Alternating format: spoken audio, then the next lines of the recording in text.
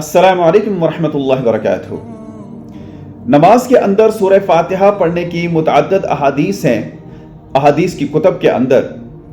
ان میں سے ایک حدیث جو صحیح مسلم میں ہے وہ میں آپ کے سامنے پیش کرنا چاہتا ہوں۔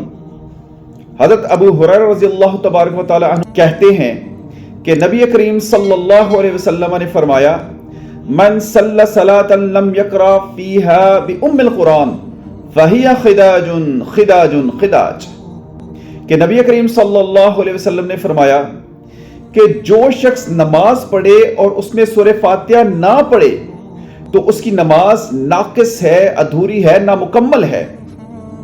خداج کہتے ہیں عربی کے اندر کہ ایسی اونٹنی جو اپنا کچا حمل گرا دے۔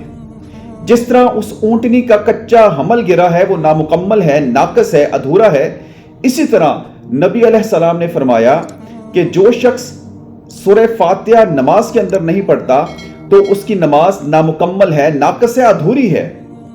حضرت ابو ہریرہ رضی اللہ تعالی عنہ سے پوچھا گیا کہ جب ہم امام کے پیچھے ہوتے ہیں تو، یعنی کہ پوچھا گیا کہ جب ہم مقتدی ہوتے ہیں، امام کے پیچھے ہوتے ہیں، پھر کیا کریں؟ حضرت ابو ہریرہ رضی اللہ تبارک تعالی عنہ نے فرمایا، اقرأ بہا فی نفسک، کہ اس کو اپنے جی میں پڑھو، اپنے دل میں پڑھو، کیونکہ نبی کریم صلی اللہ علیہ وسلم نے فرما دیا ہے کہ جو شخص اپنی نماز کے اندر سورہ فاتحہ نہیں پڑھتا اس کی نماز نہیں ہے۔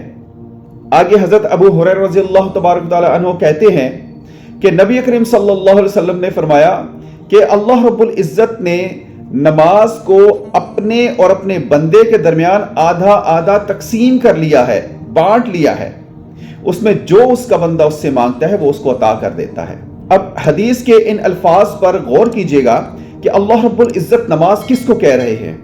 اللہ رب العزت سورہ فاتحہ کو نماز کہہ رہے ہیں، اور جو شخص سورہ فاتحہ نماز کے اندر نہیں پڑھتا، خواہ وہ مقتدی ہے، وہ امام ہے، وہ منفرد ہے، کوئی شخص بھی، کیونکہ یہ حکم عام ہے، جو شخص بھی نماز پڑھے اور اپنی نماز کے اندر سورہ فاتحہ نہ پڑھے تو اس کی نماز ناقص ہے، نامکمل ہے، ادھوری ہے۔